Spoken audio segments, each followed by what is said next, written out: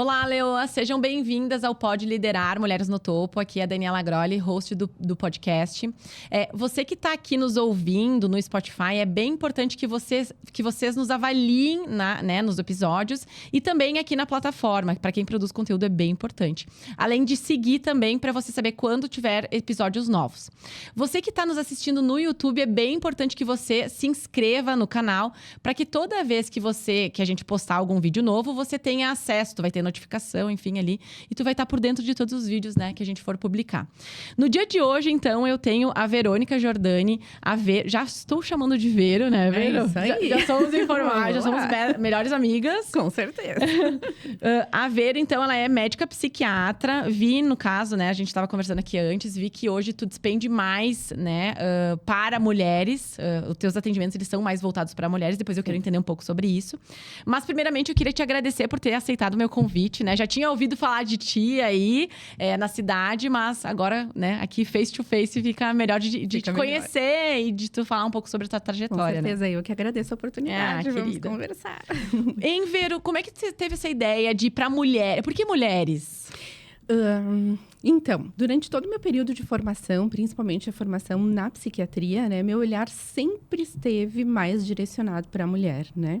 Inclusive legal. na parte de internação, quando nós podíamos escolher, assim, né, tu quer ir para a ala feminina ou para a ala masculina? Eu sempre ia para a ala feminina, né?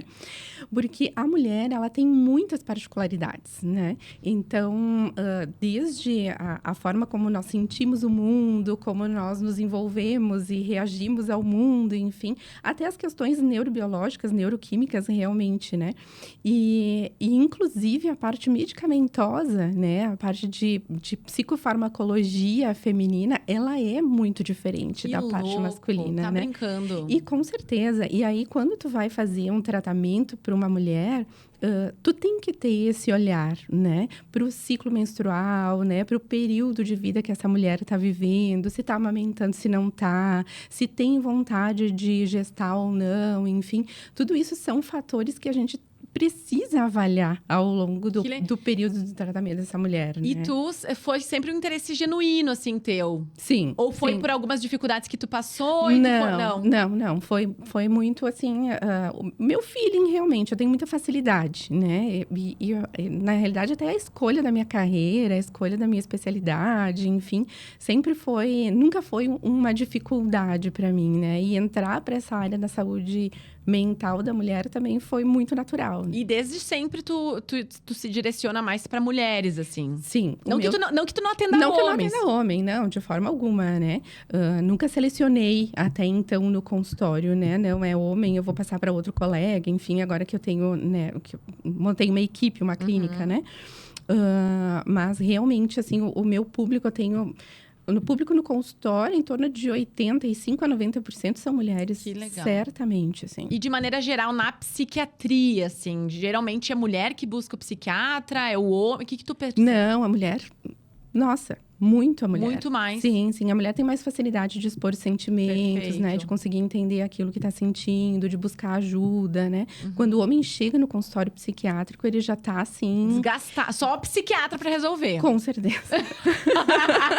E olhe lá. É isso aí. Tanto que a taxa de suicídio maior é no homem. Sim. Né? Mulheres tentam mais, né? Mas os aí. homens conseguem mais de uma forma mais efetiva, Exato. E o que eu ia te perguntar... outra, antes, né, de tu ser psiquiatra, que outras alternativas tu pensou, assim, ou sempre foi psiquiatria? Sempre foi psiquiatria. Nunca? Sabe? Tu entrou na medicina tu sabendo que ia ser psiquiatra? Não, eu não tinha isso consciente, né? Foi quando eu passei no 5º ano pela psiquiatria que eu sentia que eu tinha uma facilidade. Eu não precisei estudar na psiquiatria, tu sabe? gostava. As coisas aconteciam naturalmente. E isso tem uma história bem curiosa, né? Conta. Porque quando nós... Tu deve ter passado por isso também quando tu era pequena, né? Lembra que a gente ligava para as pessoas passando trote? Tem o Fuca Verde aí na frente, não tem, sabe? Aquela coisa.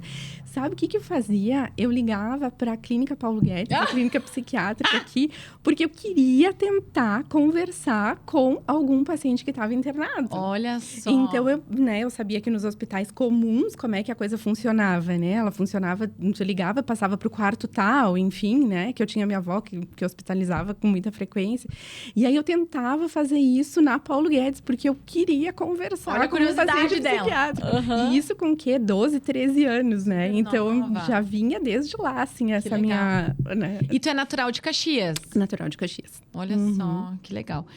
E aí, tu foi... o que tu percebe... Hoje, no teu consultório, né? Quando a gente fala sobre demanda e necessidade.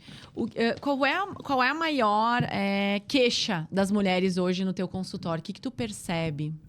Bom, a gente tem aquele bastantão, né? Que é a mulher que chega ansiosa, que é a mulher que chega deprimida, né? O transtorno disfórico pré-menstrual. Então, as mulheres que têm, né, a TPM muito acentuada.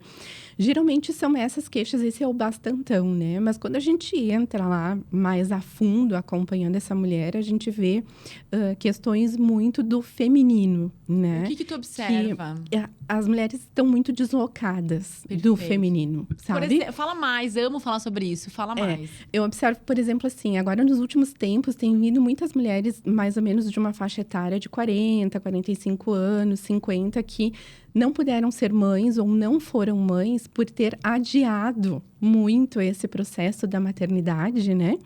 E que agora chegaram numa faixa etária de dizer, poxa, e agora, né? Eu passei o meu tempo de fertilidade biológico e eu entendi que eu quero ser mãe, o que eu fiz da minha vida, né? E aí fica aquele vazio existencial, né? Não, realmente não puderam exercer a sua feminilidade, a sua maternidade, né? E agora elas entram num conflito, de fato. Por que tu acha que isso aconteceu? Por que tu tem o que tu tem percebido, assim? Por que a mulher se afastou do feminino? Foi a forma como nós fomos criadas, né? A gente está inserida numa sociedade onde nós aprendemos desde pequenas que temos que investir na nossa carreira, precisamos ser independentes dos homens, temos que ter o nosso dinheiro. Ai, meu Deus, enfim, conversou com meu pai hoje.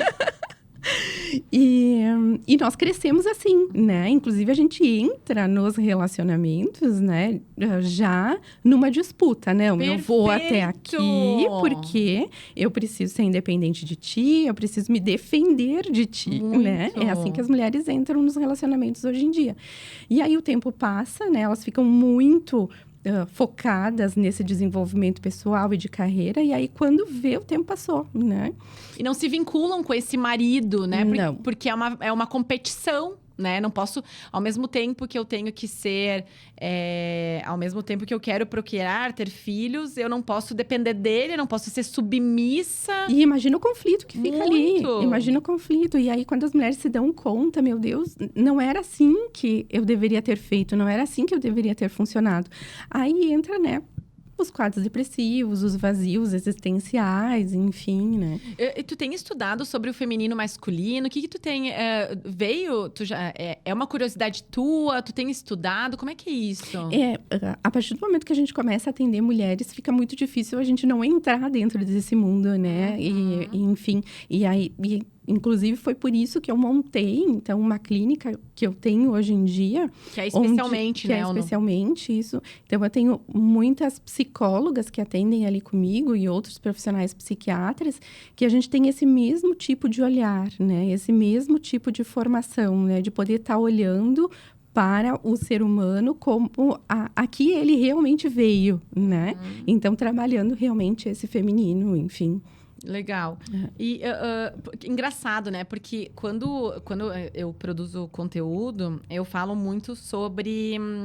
eu tenho pensado muito no que tu tá trazendo nos últimos dias, porque entrar num ambiente, ter uma carreira corporativa ou empreender, é necessário ter a agressividade do masculino.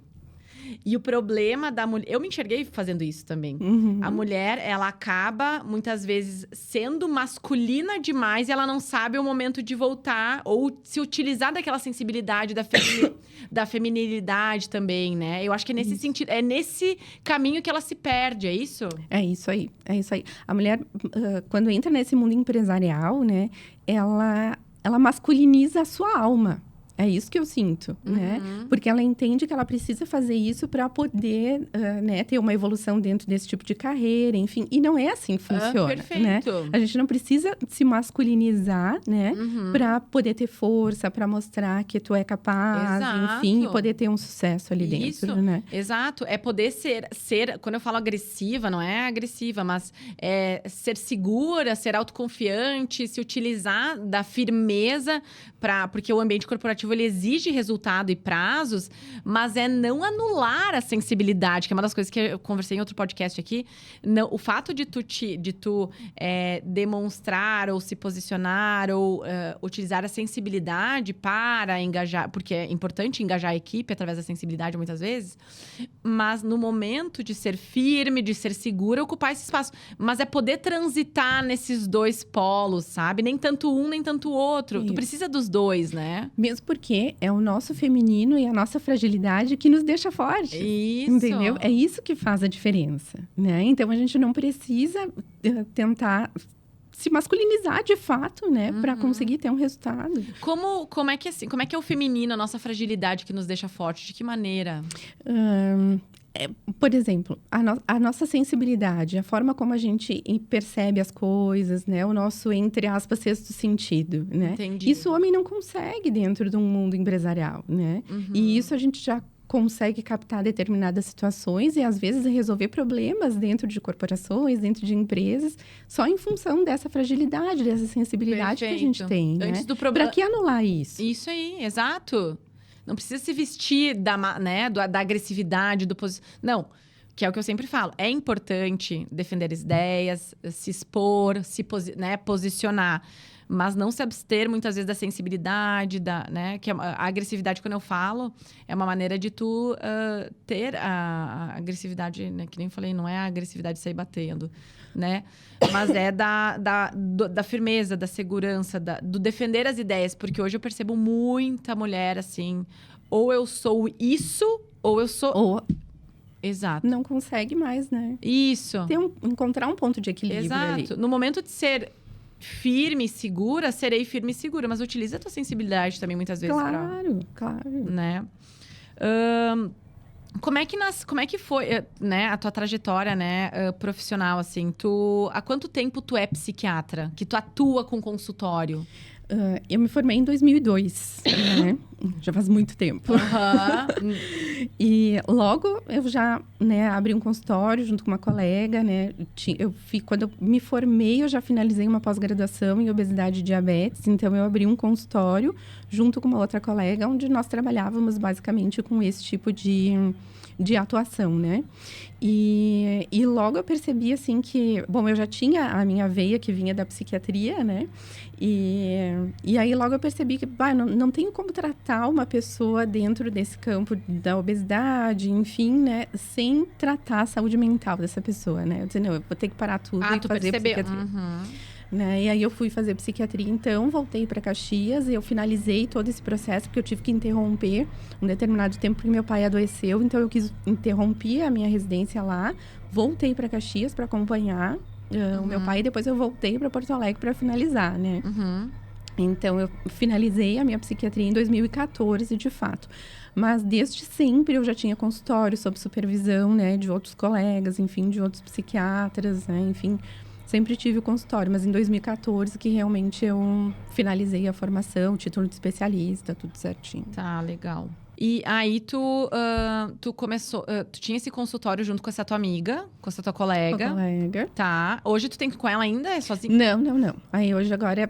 Aí, como é que foi a evolução disso tudo, né? Tá. Daí, entrei no serviço público, né? Porque a gente precisa de um salário fixo, né? De uma segurança. De uma segurança. E aí, entrei no serviço público, então. Logo, entrei no SAMU, né? Para trabalhar no SAMU. Foi logo no período da implantação aqui do SAMU na cidade, né? Então, comecei a trabalhar, inclusive, na coordenação, na responsabilidade técnica do SAMU. Fiquei por ali 6 anos, mas, ao mesmo tempo, eu tinha meu consultório. Era só eu, né? No consultório. Entendi. Tá. Isso. E aí o consultório foi evoluindo, foi crescendo, né? E aí nesse período eu fui diminuindo minha carga horária no SAMU, né? No serviço público. Eu tinha 2 concursos públicos, na realidade. Pedi exoneração de um no primeiro momento, né? Pra conseguir ficar no... Pra conseguir conciliar as duas coisas, Quando é né? que tu virou a chave e tu disse, não, você é só psiquiatra? Muito recentemente, na realidade. Sim, foi agora na pandemia, 2020, é que eu me desvinculei do meu segundo contrato, né, do serviço público. E Vero, tu não... especialmente, ela abriu quando? A especialmente também é muito recente, porque o que aconteceu? Meu consultório, eu sempre fiz muito vínculo com os meus pacientes, eu sempre tive um cuidado muito grande com os pacientes, que era aquilo que a gente estava conversando também, Maria. no sentido de tu poder atender o paciente e poder estar acompanhando ele ao longo dos dias até a próxima consulta, né? Tipo um médico de família, assim, né? Que é na Isso. época, né? Que dá um suporte total. Claro, da área da psiquiatria, falando Claro, assim, porque né? a psiquiatria é uma profissão que é muito delicado, porque tu inicia com tratamento medicamentoso e o paciente faz muito efeito colateral. É muito comum. O paciente fica muito angustiado, ele tem medo de ficar dependente da medicação, né? Então, eu comecei a observar que se eu tivesse um profissional que me ajudasse, né? No acompanhamento desses pacientes, no pós-consulta, esses pacientes melhoravam muito mais rápido, vinculavam ao tratamento mais rápido, né? Eles tinham uma adesão ao tratamento muito mais fácil e eu conseguia dar alta para esse paciente muito mais rápido do que aquelas idas e vindas. Não, eu parei porque eu fiquei com medo do remédio, enfim, né? Então, eu sempre construí o meu funcionamento dentro do consultório com algum profissional, né? Geralmente da equipe da enfermagem, né? Para fazer esse pós-consulta. Ah, é? Assim, sim. Que legal! Sempre tive isso e é o que... E na realidade, eu digo que é o coração da Especialmente é esse, né? Esse acompanhamento do nosso paciente. E aí, com o passar do tempo, então, o consultório foi crescendo, enfim, esse vínculo grande, né? E aí veio a pandemia. E eu sempre trabalhei com prontuário eletrônico, né? Com receita digital, enfim. Então, quando chegou a pandemia, foi muito fácil para mim seguir o acompanhamento desses pacientes. Tu só adaptou? Eu levei o computador para casa, liguei a câmera e continuei acompanhando meus pacientes como sempre, né? E me super adaptei a esse tipo de trabalho. Só que aí meu consultório começou a ficar ocioso, no sentido de que eu estava em casa trabalhando, né? E o consultório estava lá fechado, né? E tinham alguns profissionais que seguiram acompanhando, né? Trabalhando normalmente, né? Sim, sim. E aí, o que eu fiz? Eu disse, eu vou chamar outros colegas que trabalham na mesma linha que eu, que têm o mesmo tipo de acompanhamento, né? Para seguir acompanhando meus pacientes que não se adaptaram com as consultas online, né? Então, idosos, às vezes crianças, enfim, né? Pessoas que precisavam de um acompanhamento olho no olho, assim, né? E aí, coloquei profissionais ali para seguir, para acompanhar os meus pacientes, né? Sob minha supervisão, obviamente, sob meu olhar, enfim, né? E aí, foi assim que especialmente foi acontecendo, né? A agenda desses colegas encheu, né? Eu fui fazer uma outra formação, né? Uma outra certificação. Conheci outros profissionais da psicologia que também abordavam o paciente da mesma forma que eu, né? E aí, fomos formando uma equipe. Quando eu vi, eu não tinha mais horário para eu atender presencial na minha sala. Ah, e daí tu teve que ficar só... E aí, então, eu disse, bom, eu queria colocar uma clínica numa casa, né? Porque eu sempre quis ofertar para o paciente uma experiência de atendimento, né? Então, acompanhamento realmente especial. E aí, eu tinha uma casa para alugar na frente do City Life, que era onde era meu consultório. Eu disse, vai ser aqui. Vai ser aqui. Vai ser aqui. É onde é que é? É ali na... Na Moreira. Tá, sei. Na Tinha uma escola de inglês ali, não tinha? Aí, tá, isso aí, sei. exatamente. Legal. Aí, reformamos a casa, fizemos a clínica ali. E hoje, nós somos em praticamente 18 profissionais atendendo presencial ali. Das mais diversas áreas que comungam com a saúde mental, né? E tu sabe, Vero, tu falando assim, né? Eu sou da área também, da psicologia. E quando uma pessoa tá... Eu sinto muita falta de uma clínica, não psiquiátrica. Uma clínica onde muitas vezes a pessoa tenha esse cuidado, né? Esse suporte. Porque eu sempre digo, assim... doença psiquiátrica não é que nem uma dor de barriga que tu toma o Tilenol, vai pra casa e deu. Não. E a pessoa, quando ela leva muito... O problema das pessoas é que elas levam muito tempo pra buscar um médico psiquiatra. E aí, quando vai buscar um médico psiquiatra, leva ainda 30 dias pra ele, né, fazer o efeito. Pra fazer o efeito. 100%. E a maioria das pessoas não sabem dessas informações. Sim. Sabe? Então, e aí tu não tem uma clínica que desse... tu vai pro plantão, né? Sim. Daí tu vai pegar o médico clínico geral, tu vai… E não adianta, né? Psiquiatra é psiquiatra. Não desmerecendo, obviamente, né? Claro, mas é que grande parte dos profissionais, como é que faz, né? Atende paciente, atendi a Dani lá, mediquei, identifiquei que tem uma situação que precisa medicar, te vejo daqui 30 dias. Ai, guria, que horror. Aí tu fica tonta, tu fica nauseada, né? Tu tem, enfim, às vezes piora sintoma, Perfeito. né? Piora a ansiedade. E aí tu tenta contato com o profissional, não consegue, né? E o paciente fica angustiado. O que o paciente faz? Esse remédio não tá me fazendo bem. Tá piorando. Eu vou parar. Isso aí. E a pessoa que tá desequilibrada, ela já tá desequilibrada, né? Emocionalmente, ela já tá… A chance dela pensar esse tipo de coisa é muito maior. É muito maior. Ela não tá racionalizando. Ela não tolera, Isso. né? Ela já tá com muita dor, já tem uma dor emocional ali muito grande, né? Isso aí. Então, precisa de uma equipe que acompanhe essa pessoa depois que sai do consultório, né? Que consiga fazer a ponte entre o médico e o paciente, Perfeito. Entende? Porque às vezes o médico, claro, a gente não consegue acompanhar dá conta de tudo, né? Tu não faz terapia, tu só faz a parte psiquiátrica. Só a parte psiquiátrica. Tem pacientes pontuais de terapia, né? Mas eu encaminho sempre para as psicólogas, isso. E se eu tenho um paciente que é de outra profissional que não é da clínica, sempre procuro manter contato pra gente poder estar trabalhando juntas, né? Bem legal. E nesse meio tempo, assim, a Verônica teve filhos, não teve, né? Eu vi que tu tem, né? 2 meninos. Isso aí. 2 adolescentes agora. Que idade que eles têm? 15 e 14. Um atrás do outro? Meu Deus, me conte como foi isso. Sim. Tive filhos, então, né? Tenho o Frederico e o Lourenço, que estão com essa idade agora. Nesse meio do caminho, me divorciei, porque, claro, né? Eu era a top, eu casei, não vou colocar teu nome no meu nome, porque eu sou a Verônica, porque, né? Sou livre, independente. Independente, eu faço o que eu quiser. Óbvio que era um casamento que não iria dar certo. Tá, perfeito. Né? E aí, a gente leva as lambadas da vida. Perfeito. Né? Que bom que tu utilizou isso pra, muitas vezes, ajudar outras mulheres, Pra ajudar outras mulheres, exatamente. Tu ficou quanto tempo casada? Casamos em 2006. 2006, casamos 2006, 2007, por aí. Tá. E aí, divorciamos em 2014. Tá. Foi bem quando eu finalizei a minha formação de psiquiatria. E trabalhava bastante. Trabalhava bastante, enfim. E como é que foi maternar? Como é que foi… foi planejado um atrás do outro? Como é que foi isso? Foi assim. Parei de tomar meu anticoncepcional, tá? Tu queria ter filhos? Quero ter filhos, isso aí. Aí tivemos o Frederico, então… Que idade tu tinha, Vero? Eu tinha 29, 30 anos. Meu Deus. Foi ali. Aí, então, tivemos o Frederico, engravidei muito fácil, assim, né? E aí, quando o Frederico tinha 7 meses, eu disse, nossa, ter filho é muito bom, eu quero ter mais. Meu Deus. Tu teve puerpério, sentiu tudo aquilo? Como é que foi? Sim, do primeiro filho foi muito tranquilo, né? Mas já do Lourenço, o puerpério dele foi muito difícil. É mesmo? O que tu foi sentia? Eu tive depressão pós-parto, de fato, né? Então, foi muito difícil, eu não conseguia amamentar ele. Era uma criança que tinha refluxo, que chorava muito. Meu pai estava na fase final do câncer dele, né? Então, perdi meu pai logo em seguida. O Lourenço tinha 9 meses, quando meu pai faleceu. Então, foi um puerpério muito dolorido, muito conturbado, difícil. Sim. Muito. Tá. Qual que é a diferença? Agora tu falou, qual que é a diferença entre uma depressão pós-parto e puerpério, assim? Porque a gente sabe que existe sentimentos da mulher em relação à angústia e tudo mais. Isso, quando é que a gente que é o blues puerperal, assim, né? Isso. Qual que é, o que é patológico?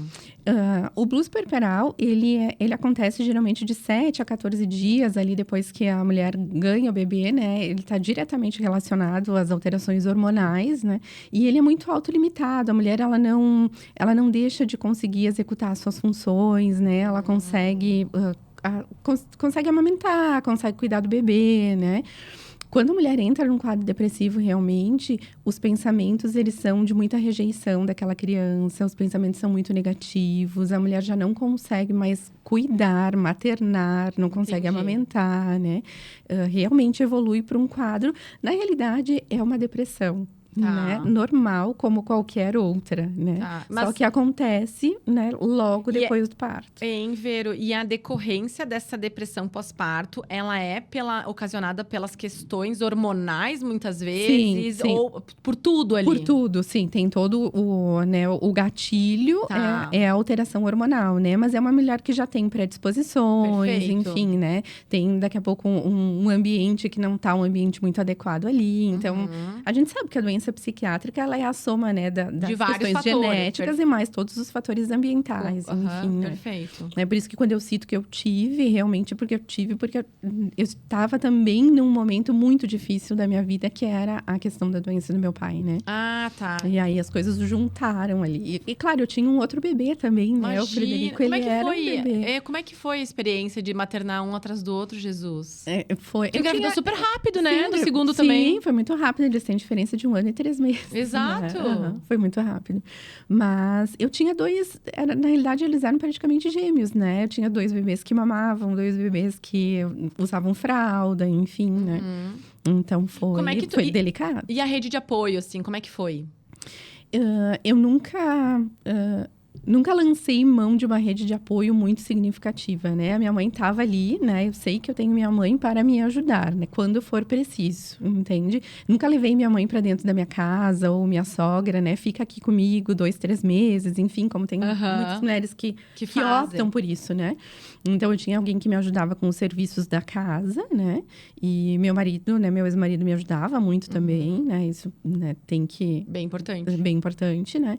Mas eu é que fazia todos os cuidados com o bebê, né? Mas logo eu tive que voltar a trabalhar, né, Quanto Dani? tempo depois, Vero? O Frederico, eu consegui fazer uma licença maternidade um pouquinho mais adequada, assim, né? Eu fiquei 4 meses em casa, mas eu tinha... um pouquinho mais adequada. Eu pensei, ela vai falar, acho que uns 9 meses, não, 4 meses. Já tava na escolinha, queridinho, né? Tu conseguiu colocar ele na escolinha já nos 4 meses? Consegui. Aham. Coloquei, mas assim... com 3 meses, eu já tinha pacientes no consultório ali, que eu tinha aquele primeiro consultório, né? Então, eu levava ele comigo, né? Ele ficava no bebê conforto embaixo da minha mesa, né? E eu avisava o paciente, ó, se tu ouvir alguma coisa, é meu filho que tá chorando. E aí, nós vamos ter que dar uma interrompida aqui, né? Mas... E as pessoas super entendiam, assim. Muito tranquilo. Muito tranquilo. Claro que eu não tinha a demanda como eu tenho hoje, né? E a agenda era muito mais espaçada para eu poder calcular os horários de mamadas, enfim, né? Sim. Mas com 4 meses, o Frei já teve que ir para a escolinha. Enfim. Tá, e hoje, como é que é, assim, tu tem bastante mulheres que tu atende que são, né, que vão ter filhos, que já estão maternando, como é que é isso? Sim, muitas mulheres. E tu orienta, como é que é essa orientação, assim? Essa orientação, ela tem que ser sempre baseada na realidade dessa mulher, né? Eu não posso dizer para ela assim, o ideal é que tu pare de trabalhar, que tu fique 1 ano, 2 anos junto com teu filho, porque às vezes não é a realidade dessa mulher, né? Então, a gente tem que trabalhar tudo isso com ela, né? Trabalhar de acordo com essa realidade. E as mulheres sofrem muito, né? Depois para colocar um bebê na escolinha, ou deixar em casa, ou retornar para o mercado de trabalho. É o momento mais delicado e mais dolorido da vida da mulher. Eu penso que seja isso. Que é o colocar... É se separar da cria. Da cria, isso aí. Que louco, né? Tem muitas pacientes que estão passando por essa fase, assim, agora. E o sofrimento é muito, muito importante. E já do meu segundo, querido Lourenço, ele nasceu bem no período do surto do H1N1. E aí, do primeiro surto, né?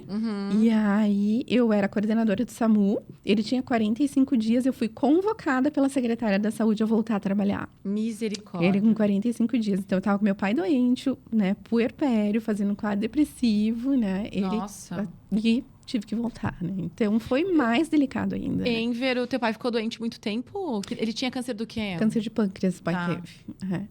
Ele teve... E foi muito, muito cedo, né? Meu pai tinha 51 anos quando teve o diagnóstico. Aí, ele ficou 5 anos ainda aí junto com nós. Nossa, mas... Né? Porque o pâncreas, geralmente, ele é bem... Isso, mas foi um tumor um tanto quanto atípico, né? Um tumor neuroendócrino. Então, é um tumor um pouquinho diferente do que o adenocarcinoma, que evolui muito rápido, né? Então, ele ficou aí 5 anos junto com nós e depois não deu mais. E tu é filha única? Não, eu tenho mais 2 irmãos. Mais novo, mais velho? Os 2 mais novos. Eu sou a mais velha. Tu é a primogênita? Sim. E são 2 meninos? Não. Eu tenho uma irmã que é a Débora. Ela é fisioterapeuta hoje. Ela é a mais nova de todas. É a bebê da casa. E tem o Guilherme, que é o do meio. Então, ele é fotógrafo. Hoje em dia, seguiu a mesma profissão do meu pai. Ah, teu pai era fotógrafo? Que legal. E hoje teu irmão super é fotógrafo também. Sim, também. Que legal. E hoje, assim, né?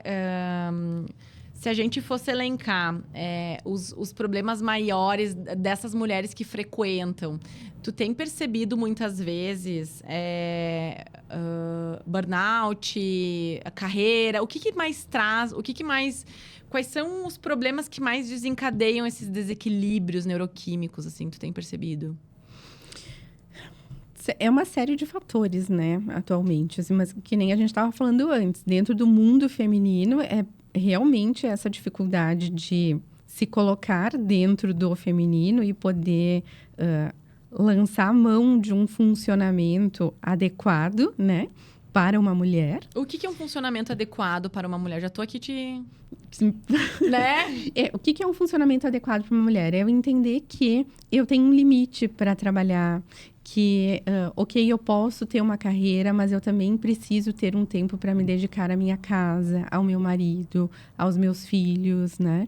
Que eu não posso focar na minha carreira e depois eu penso nisso, depois eu penso em ter filhos, depois eu penso em, né? Uhum. Que o tempo passa muito rápido. Infelizmente, nós temos o nosso prazo de validade, né? Biológico, né?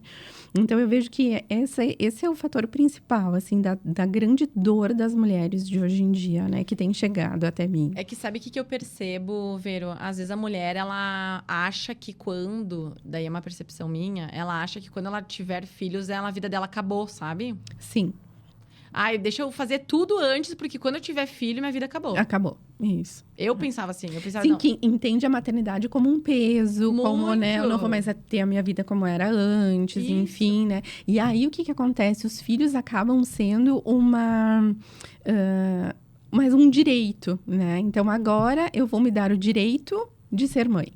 Uhum. Entendeu? Tu percebe? E aí fica deslocado, isso Por fica exemplo? deslocado. Porque ser mãe não é um direito. Ser mãe é uma consequência do teu relacionamento, né? É uma consequência de um amor ali, né? Do teu casamento, né? Os filhos, eles têm que vir como consequência. E tu tem que estar aberta a isso. Ser mãe é tu te esvaziar de ti mesma, né? A partir do momento que tu consegue entender isso, eu até coloquei isso no meu Instagram no Dia das Mães, né? A partir do momento que tu consegue entender que tu tem que te esvaziar de ti mesmo para te doar para aquele outro ser humano e que realmente a tua vida não vai mais ser aquela vida que tu tinha antes, né? Tu não fica mais naquela expectativa, não, eu tenho que sair com as minhas amigas, eu tenho que ter o meu tempo. Não, tu não vai ter, né? Porque tu tem que te esvaziar para te dedicar e formar um ser humano moralmente forte, né? Que é para isso que nós, mulheres, estamos aí nesse mundo. Uhum. Entendeu? Que legal. Então, se a gente não brigar, se a gente conseguir entender, e a gente passa a não brigar mais com a maternidade. Tu percebe que existe isso hoje? Sim. Sim, as mulheres brigam com a maternidade. Ok, eu tive filho, mas assim, doutora, eu preciso ter tempo para sair com as minhas amigas. Quando é que eu vou sair? Quando é que meu marido vai me ajudar a fazer isso? Quando é que eu não consigo mais ter a minha vida como eu tinha antes? Claro, tu não vai mais ter. Tu não vai mais ter. A tua vida agora é formar esse ser humano que foi dado para ti. E é uma fase, né? Agora ele vai precisar mais de ti. Daqui a pouco, num outro momento, quando ele estiver um pouco maior, tá ok. Talvez Claro, né? Claro que sim. Mas por exemplo, já tô numa outra fase, Perfeito. né? Meus filhos já são adolescentes. Super se viram, né? Eles super se viram. Eu ainda tenho um olhar, né? Óbvio. De maneira diferente. De maneira diferente, com outras preocupações. Mas se tu quiser sair jantar hoje com tuas amigas, tu pode. Tudo certo. Exato. E... além disso, tu percebe que existe uma briga por poder dentro do casamento? Com certeza. Como? Existe. Justamente por essa forma como nós fomos criadas, né? Então, a mulher... Mas a culpa é não, que horror. A responsabilidade é da mulher, porque o homem continua sendo quem ele sempre foi. Eu entendo que sim. Tá. Eu entendo que Vamos sim. lá, Isso é um assunto que é muito polêmico. Mas aqui a gente tá falando de opinião, né? Isso e a tua aí. percepção, tá tudo bem. Isso. Sabe? Eu entendo que sim, porque a partir do momento que a mulher se empodera, né? Ela enfraquece o homem. O homem, ele perde o espaço dele, ele perde a forma como ele tem que agir dentro de um relacionamento, porque a mulher virou aquela mulher Carlão. Por exemplo? A mulher que eu que decido, eu que mando, vai ser assim, Castra. né? Vamos jantar, vamos decidir que nós vamos jantar em tal lugar, né? Então, o homem, ele passa a não ter mais o seu espaço dentro do casamento, né? Porque a mulher tá muito masculinizada. Perfeito. E aí, o que esse homem vai ter que fazer? Vai ter que se encolher.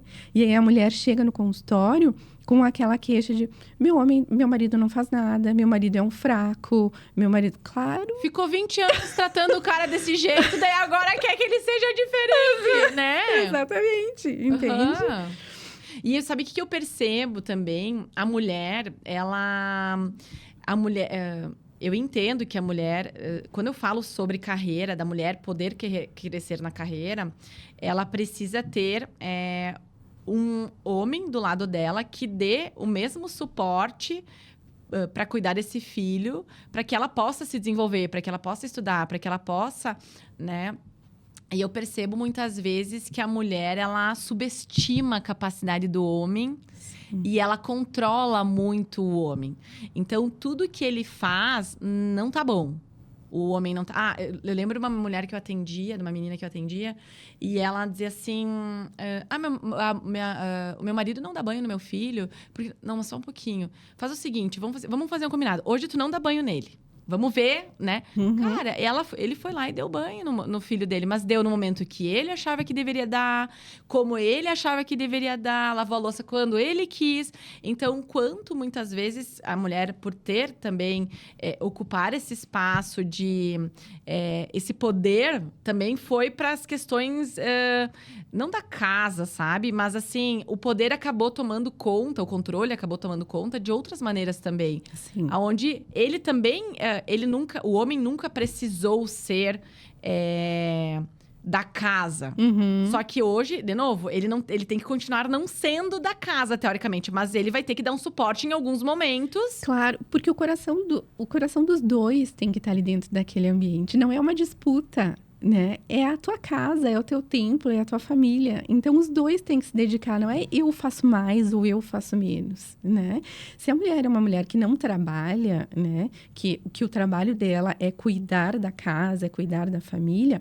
Ok, é ela que vai fazer tudo isso e o homem sai para buscar o sustento dessa família. Provedor, né? É o provedor da família, tudo certo, né? Esse seria o mundo ideal, né? Mas hoje em dia a gente sabe que nós mulheres precisamos trabalhar para complementar a renda, enfim, e às vezes é por uma questão de opção, né? Quero ter a minha carreira e tudo certo. O de realização profissional, seja lá qual for, né? Exatamente. Mas cada um tem que exercer o seu papel dentro de casa e não pode existir uma disputa. Mesmo porque é importante para a criança, é importante para o filho saber. Meu pai também sabe me dar banho. Se a minha mãe não tá, eu não vou perder, né, o cuidado. Eu vou viver. Vai ter alguém que vai olhar por mim. Uhum. E a mulher, às vezes, acaba podando isso de tal forma que a criança fica... né, desesperada, vão ficar com o meu pai, é um problema, né? E não é assim. E cria um problema, sabe, Vero? Porque a mulher acaba acumulando funções, tu entende? E aí, o que eu observo, né? A mulher, ela acaba abrindo mão, muitas vezes... do desenvolvimento dela, do crescimento dela para cuidar desse filho, dessa família. Mas, assim, ela também, no momento que ela contribui com esse homem, no momento que ela pede ajuda desse homem, ou melhor, ela se demonstra vulnerável para pedir ajuda desse homem para cuidar desse filho, ela tem tempo para que ela possa se desenvolver, para que ela possa estudar. Só que fica incutido muitas vezes, ou intrínseco que, não, dar banho é coisa da mulher. Porque existe uma reformatação, ou formatação, não sei se existe essa palavra, mas uma formatação da família, dos papéis dentro. E a teoria sistêmica fala a importância de cada pessoa dentro do seu papel. Isso aí. Porque senão existe um desequilíbrio, né? Exatamente. E esse desequilíbrio acaba se refletindo diretamente no relacionamento desse homem e dessa mulher. Perfeito. Né? E por isso que os casamentos hoje em dia Mas tu sabe, Vero, que o meu pai, a minha mãe, né? A minha mãe, ela sempre foi muito submissa. Extremamente. E aí que tá, né? Quando tu fala da tua história, eu me enxergo muito nela. Porque a minha mãe sempre foi muito submissa. E meu pai sempre foi muito autocrata, né? Ele sempre foi muito... ele foi o provedor, só que ele Deus o livre, né? Meu pai já faleceu, mas amo ele, né? Meu pai, eu tô aqui hoje, profissionalmente falando, porque meu pai me incentivou muito, assim, sabe?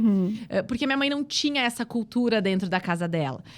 Só que eu vi minha mãe não conseguindo se defender do meu pai em alguns momentos. E meu pai sempre falou, não, porque tu tem que estudar, porque tu tem que se desenvolver, porque tu não pode depender de homem nenhum. Só que dentro da minha casa, qualquer modelo, uma mulher, uma submissa que dependia dele. Então, fechou um complô. Aonde tá, ok, se eu vou ter que ir pra rua e vou encontrar esse tipo de tratamento, onde minha mãe não consegue conversar com uma pessoa... Ela não conseguia se defender muitas vezes, tu entende? Eu lembro que eu sentia muita pena dela, querida. Mas o meu pai, ele era um ótimo pai. Mas como marido, aí eu aprendi a separar isso. Que tá, ok. Ele não foi ele foi um ótimo pai. Mas de marido, ele deixou a desejar muito na minha percepção. E daí, o que eu fiz? Não vou depender de homem nenhum. Não posso confiar em ninguém. Sim. Né? Claro que hoje eu sou casada, tudo mais. Mas, assim, é uma luta diária de mim comigo mesma. De não ocupar esse espaço, muitas vezes, que tu tá falando aí. Tu entende? Não, eu tenho que ser sensível, tem que ser... Eu não tenho filhos, mas eu tenho muito medo de ser mãe. Por quê? Porque exatamente... Eu tinha aquela perspectiva de... Não, eu tenho que ganhar minha vida antes de ter filho. Porque depois que eu tiver filho, acabou, né? Não, mestrado, vou fazer mestrado, mas eu tenho que ser antes de ter filho. E aí a gente vai colocando várias outras coisas na frente, né? Muito. Não, mas agora, quem sabe, um doutorado, então, né? Enfim, e aí vai... Não, meu marido já disse que ele vai arranjar outra mulher, já. Se eu for pro doutorado, ele vai arranjar outra mulher, não. Tu abre o olho? Não. Não, eu já decidi, já tá. Esse ano, eu tô com 33, né? Então... Mas tem um relógio biológico. A gente sabe que na medida que o tempo vai passando, vai ficando pior, né? Enfim, os números lá vão piorando. Eu lembro de uma paciente que eu atendi, acompanhei ela acho que faz uns 3 anos que eu acompanho essa paciente. E aí chegou um momento que ela decidiu ser mãe, né? Não, então agora eu quero ter filhos. E aí veio o diagnóstico de uma possível infertilidade, né? E aí foi toda uma luta, né? De tratamento, enfim. E aí eu lembro que ela chorava muito nas consultas e ela dizia... Por que eu fui esperar tanto tempo? Agora, olha só, eu tenho 1 ano só, porque daí a ginecologista dela ainda deu, olha, tu tá com tal idade, a gente vai tentar tratamento até por 1 ano, mais do que isso não vai dar, né? E ela disse, por que eu fui esperar tanto tempo se eu soubesse que isso podia acontecer e tal, sabe? E nossa, foi um drama na vida dessa pessoa. Nossa, isso é muito importante, porque às vezes as mulheres, elas esperam chegar nos 32, 33, pra daí começar a tentar. Daí tu vai começar a tentar, daí tu vê que tu tem um problema, né? É nesse sentido que tu tá trazendo também, Isso, né? Exatamente. É isso aí. Aí tem um problema, daí tu vai tratar isso, daí o tempo vai passando e a angústia vai aumentando. E aí, né, as coisas vão virando uma bola de neve. Não, e aí é um relógio... Daí começa a ser uma caça às bruxas, né? Sim, é como se fosse assim, como se tu ligasse um cronômetro, né? Sim. E tipo, quando desligou, chegou ali, deu, sabe? E aí, é um drama. Muito. Nossa, é um sofrimento. E aí tem um casamento ali, que daí começa a deixar de ser um casamento, daí tem que ser uma relação de procriação, porque tem que ser rápido, né? Isso. Tem que ser, e aí é complicado, né? E eu lembro que ela dizia, o marido dela ainda trabalhava e viajava muito. E agora ele vai estar viajando no meu próximo período fértil. O que eu vou fazer? E aí, mais um mês que vai se passar. A angústia dessa pessoa, né? Muito. E tu não casou mais? Não casei mais. Não casou? Não. E hoje, assim, para as mulheres, vamos lá, né? As mulheres que estão entrando aí nos 20, 21, tu indicaria o casamento? Com certeza. Tu acha Com que certeza. Mas indicaria o casamento, né? Mas a mulher entendendo o que é um casamento. O que é um casamento, Vero? O casamento é doação, né? O casamento é tu fazer o outro feliz e não buscar a tua felicidade. Eu enxergo que hoje em dia os vetores eles estão muito invertidos, né? Eu vou casar para ser feliz, né? E não, o meu marido não me faz feliz, ele não faz isso. É o inverso. A partir do momento que os dois têm esse objetivo de que eu vou morrer por essa mulher, né? O homem falando e a mulher o inverso. Eu vou fazer essa mulher feliz até o fim da minha vida. Esse é um casamento. Essa é uma doação. Tu percebe hoje o contrário? O contrário. As pessoas buscam um relacionamento para serem felizes, né? E aí fica um relacionamento egoísta, né? Porque aí tu abre o precedente para, se não tá bom para mim, se ele não está mais me fazendo feliz, eu vou pular fora disso. Entendeu? Então, tu já inicia um relacionamento com uma possibilidade de pular fora. Né? E o que tu percebe... Agora eu vou entrar num assunto polêmico, assim, né? O que tu percebe das novas... Agora eu vou dar um giro de 399 graus. Vamos lá. Nada a ver com casamento, né? Mas, assim, o que tu percebe como é que tu tem percebido o desenvolvimento... Porque tu atende criança também, né? Atendo. Como é que tu tem percebido o desenvolvimento dessas crianças dentro dessas famílias? Então... De maneira geral, assim, né? Até porque, não só falando do teu consultório, mas tu tem filhos, tu trabalha na escola, né? Os teus filhos estão na escola, tu é mãe, sim, né? Então, tu tem contato com a escola, né? O desenvolvimento das crianças, ele é diretamente relacionado com como está estruturada essa família. Olha, né? Fugimos do casamento, mas caímos nele de volta. Caímos nele de volta. A partir do momento que tem uma família estruturada, onde a relação principal e a relação que mais tem que ser cuidada e é cuidada é do homem e mulher, essa criança é uma criança saudável. Tu percebe? Com certeza. Muitas vezes, os pais levam a criança para o consultório. Claro que eu não estou falando de crianças que têm transtornos do neurodesenvolvimento, enfim, sim, nada sim. disso. Tu diz a questão emocional mesmo. Emocional. Que eu vou até arriscar, assim, te dizer que 90% dessas crianças, o tratamento a gente indica para os pais. É isso que se percebe. Os pais, né, vêm com a queixa, tem desatenção, tá ansioso, tá não sei o quê, né? Quando tu vai olhar a estrutura dessa família, esses pais, como as coisas estão funcionando, é ali que tu tem que mexer. Tu não tem que mexer na criança. Tu não tem que medicar uma criança. E daí tu sinaliza. Sim, com certeza. Com certeza. E essa é a parte mais difícil, né? De fazer essa família entender, de fazer esses pais entenderem que a criança, ela só está sendo um espelho de uma estrutura e de um ambiente onde ele vive. Né? Sim. E tu tem percebido, na verdade, que nem tu trouxe ali, né? Tu chegou a dar quando tu trabalha, quando tu tem muito essa base na família, assim. Desde quando tu começou a olhar pra família de maneira geral, assim? Quando é que tu viu necessidade de olhar a família como algo que interfere no funcionamento ou no impacto do teu trabalho? Eu comecei a ter esse tipo de entendimento com relação à família quando eu perdi a minha.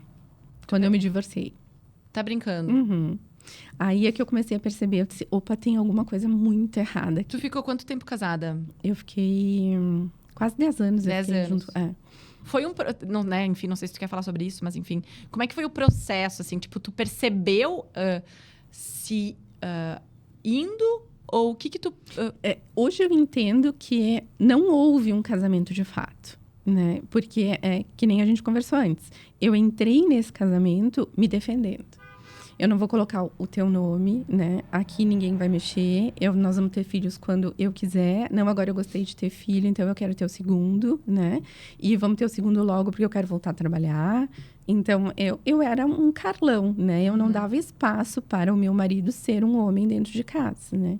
E aí, claro, era um relacionamento que estava fadado a terminar se eu não... Eu tenho plena consciência que se eu tivesse conduzido as coisas diferente dentro de casa e eu tivesse conseguido tomar minha postura enquanto mulher, esse casamento provavelmente não teria terminado. Por que tu acha que... Tá, e aí por que tu acha que... agora te ouvindo, por que tu acha que a mulher, ou tu, enfim... não fica nesse espaço de sensibilidade?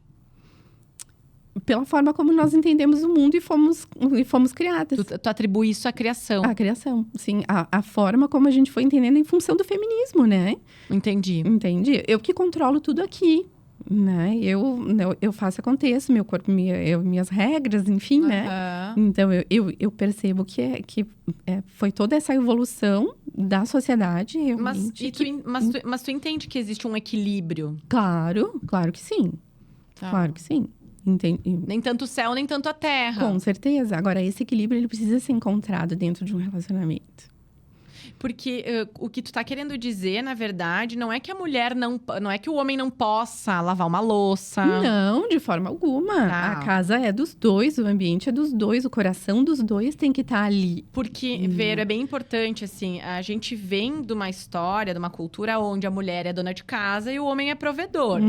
Agora, nós temos 2 provedores e 2 donos de casa, digamos assim, né? Acontece que a mulher, ela está sendo muito provedora e ela se perdeu dentro de... É nesse sentido que tu... Isso. E aí a mulher acabou tomando um espaço que é o espaço do homem, né? Passou do limite. E aí a gente enfraquece o homem. E o homem não tem mais o seu espaço. Quando é que tu... De realmente cuidar, de realmente proteger, né? Porque nós mulheres, nós somos frágeis. A gente precisa ser cuidada, a gente precisa ser protegida. E a gente não se permite mais isso. Perfeito. Não precisa. Deixa que eu dou conta de tudo. Eu acho que também tem um pouco de medo, sabe? Da vulnerabilidade. Claro. Sempre nós aprendemos assim, né? Exato. Não dependa do homem. Exato. Não, né? Isso Te aí. cuida, te segura. Exato, porque é ele que vai te agredir no sentido de... Ele que vai te magoar, ele vai... Só que eu tava pensando assim, ontem eu tava lendo, né? Não adianta, o casamento... eu sempre falo, casamento... É mais fácil ser sozinha. Muito mais fácil ser sozinha. Ter um casamento não é fácil. Não é fácil. Tanto que... O que eu observo muitas vezes, né? O fato da mulher ser independente e o fato dela dela ter recurso financeiro, né, independência, óbvio, ela não precisa mais negociar, que antes precisava. Então, assim, eu quero comprar esse tênis pro meu filho. Vamos... Daí tem um contraponto. Tá, deixa que eu vou lá e compro. Sabe? Então, daí não existe uma relação, uma conversa, Não que a mulher não possa comprar um tênis pro filho quando ela quer. Mas o que eu quero dizer é o quê? Que não existe mais diálogo. Tu não precisa dialogar quando tu tem a tua independência. Não, porque eu vou lá e faço tudo. Exato. Eu compro, eu levo no médico, eu compro o remédio, eu faço isso, eu reservei o hotel, eu faço aquilo, eu decidi que nós vamos viajar. Mas aí tu castra, né? Claro. Tu castra, né? E tu percebeu que tu perdeu a tua família e tu refletiu sobre isso de imediato? Não, foi um processo. Foi um processo que eu fui entendendo, tem alguma coisa deu muito errado aqui, né? Porque o divórcio é um fracasso na vida de uma pessoa, né? Eu entendo dessa forma. Como é que foi pra ti vivenciar isso? Foi um drama, né? Foi um drama. E aí eu comecei a perceber e, né, me tratar, enfim, conseguir entender a evolução disso tudo. E aí foi quando eu conheci o Ítalo e a Sâmia. O Ítalo e a Sâmia Marcilli, né? O Ítalo é um psiquiatra, sim. A Sâmia é a mulher dele. E aí que eu comecei a estudar, né? E aí é que tá o problema, aí é que tá a grande chave, né? E aí, claro, a gente vai reproduzindo e vai conseguindo entender essa dinâmica toda, olhando os nossos pacientes também, né? Muito. E a partir do momento que tu consegue ir ajudando as pessoas a enxergar desse outro jeito e perceber que dá certo, e sim, né? E deu certo, enfim, essa família foi recuperada, tá tudo bem. Aí, claro, tu traz pra dentro da tua também, né? Sim. E aí tu consegue refletir, né? Porque é um processo. E né? os índices de separação são muito maiores hoje do que uma vez, né? Mas a gente percebe que o casamento que dá certo, muitas vezes a mulher, ela é não submissa, né, gente? Mas ela é mais flexível. Ela não ocupa muito esse espaço de... eu sempre falo isso, né? Não do masculino. É importante ela se posicionar de novo, se defender, enfim. Mas o momento dela voltar pro lugar dela, mas eu estou sendo frágil. Desde, né? Até eu tenho uma paciente... Mas como é que eu faço isso? Deixa ele... Eu sei que tu sabe trocar o chuveiro. Deixa ele trocar. Isso pode ser até uma forma de sedução. Ai, amor, quero tomar um banho quentinho pra gente poder depois, né? Isso. Ficar junto. Troca lá o chuveiro pra mim. Isso. Tu entende? Ou, por exemplo, assim... Tu não precisa ir lá pegar um banco lá, trocar o chuveiro e não sei o quê, né? Não. Ou, por exemplo, assim... troca... falei do chuveiro, né? Mas qualquer coisa que... sacola. Tu pode carregar aqui pra mim. Não, a mulher vai lá e... Não, vou levar eu. Vou levar eu, porque esse cara não faz nada mesmo. Exato. Vou lá, vou carregar, vou Exato. não sei o quê. É isso aí. Vero, e assim, se tu pudesse falar, né? Se tu pudesse dar uma dica ou falar pra alguma mulher Dicas, né? Uma pessoa que tá, sei lá, uma mulher que deseja crescer profissionalmente, uma mulher que tá frustrada profissionalmente, ou casamento, qualquer coisa que seja. Qual é o insight que tu tira da tua vida, assim? Qual é o maior ensinamento? Porque tu vivenciou várias coisas. Uhum. Qual é o que tu aprendeu? O que a Verônica aprendeu da vida dela até então?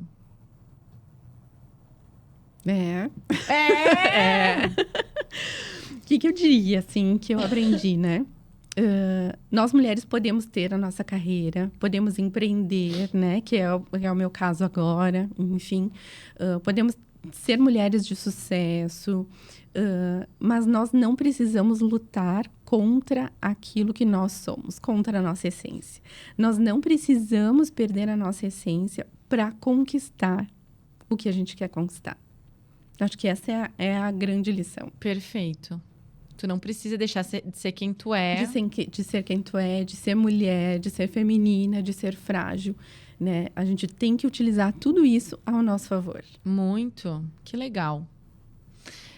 Vero, queria, na verdade, te agradecer por ter participado aqui do podcast, de ter contribuído com a tua história. A gente trouxe, enfim, vários pontos. Qual que é teu Instagram para o pessoal te seguir, para as meninas te seguirem? @doutora Verônica Jordani. Meu Instagram. E tem o da clínica também. Clínica especialmente. Ótimo. E lá fazem atendimentos, tudo 100%? 100%. Legal. Estamos sempre alertas. Que legal. Eu acho que é bem importante, assim, esse negócio que eu sempre falo, né?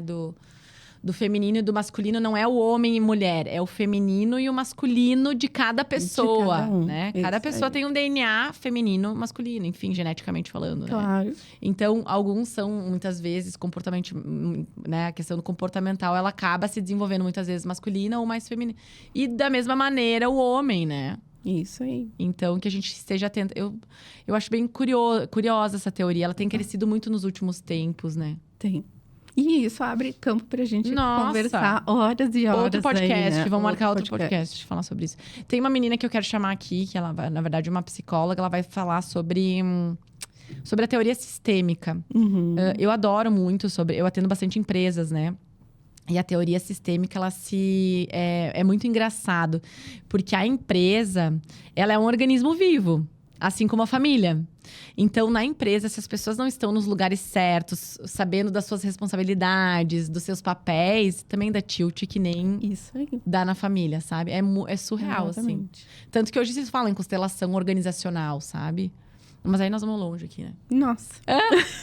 Vero, então, obrigada por ter participado. Acho que foi fantástico. Foi ótimo. Passou rápido, né? Nossa. Nem vamos precisar editar nada. Vamos ver.